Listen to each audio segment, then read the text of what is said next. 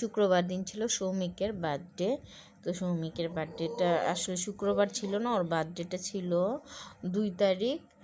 2 তারিখ যেহেতু স্কুল খোলা ছিল সেই জন্য 2 তারিখে করা হয় নাই, 7 তারিখ শুক্রবার ধরে করা হয়েছে। কারণ ওই দিন সবার বন্ধ থাকে, আর ওর মা বাবাও যেহেতু সরকারি উকিল, তো দুইজনেই ব্যস্ত, সেই জন্য শুক্রবারই করছে। ওনারা দুইজনেই হাইকোর্টের উকিল। তো এই যে সৌমিকের জন্মদিনে বাসার সব বাচ্চারা অনেক মজা করছে, আমরাও মজা করছি, আমিও খুব আনন্দ করছি। কারণ এই বাসাটার মধ্যে একটা জিনিস মজা কি, একটু অনুষ্ঠান হইলে 1 তলা থেকে 12 তলা না 11 তলা পর্যন্ত ভাড়াটিয়া লোক আর কি থাকে। মোটামুটি সবাই খুব মজা করে আর সবাই আসে।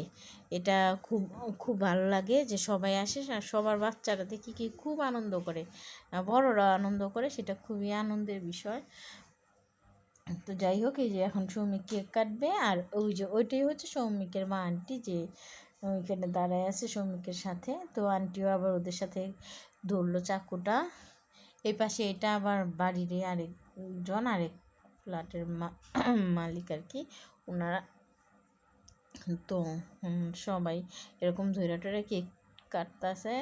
কেক কাটার পর আর এখানে সব ছেলেরা, তো মেয়েরা আবার এখানে আসে না, সেদিন দেখলাম এমনিতে ওরা থাকে। আর ওই যে আন্টির পিছনে ওটা শ্রমিকের বাবা, এগুলো সব কিন্তু আমাদের এই বিল্ডিংয়ের লোক, মানে মহিলা পুরুষ সবাই, ওদের 2টা দিনে সব পুরো ফ্ল্যাটটা ভরে গেছে। তার মধ্যে তো অনেক আবার আসেও নাই, ধরো আমাদের ঘর থেকেও আমরা 3 বোন গেছি, আর মামি তখনও যায় না, মামি গেছিলো এখানে একটু রান্না টান্না করছে মামি, তারপরে চলে আসছে।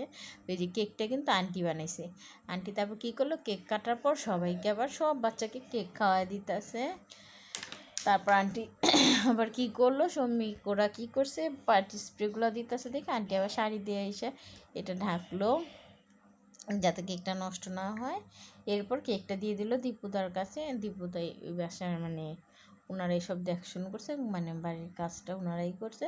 তো ওই দীপুদা আবার করলো কি, দীপুদা এই কেকটা কাটলো, কাটিং করে দীপুদা সবাইকে কেকটা খেতে দিল।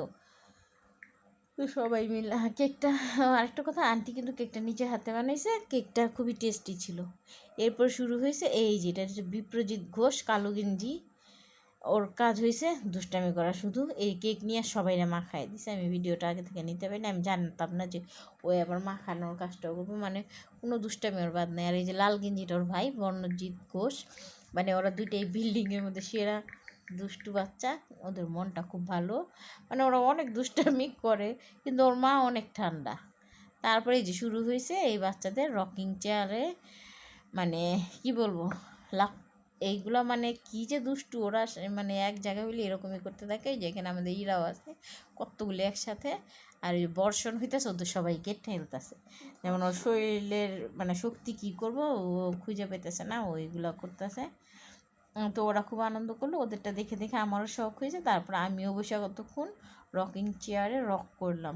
ছোটোবেলায় না আমার জ্যাঠারও এরকম একটা চেয়ার ছিল, তো আমরা গেলে না সাহস পেতাম না বসার। তারপর না একদিন একটুখানি বসছিলাম, কারণ কি আমরা আবার না কোথাও গেলে খুব ঠান্ডা ছিলাম, তো ছোটোবেলায় ওই মানুষের জিনিস ধরা টরার অভ্যাস আমাদের ছিল না। তারপরে একদিন জ্যাঠাবু অনেক আদর করতো আমাদের, তো তারপরে একদিন সাহস করে বসছিলাম।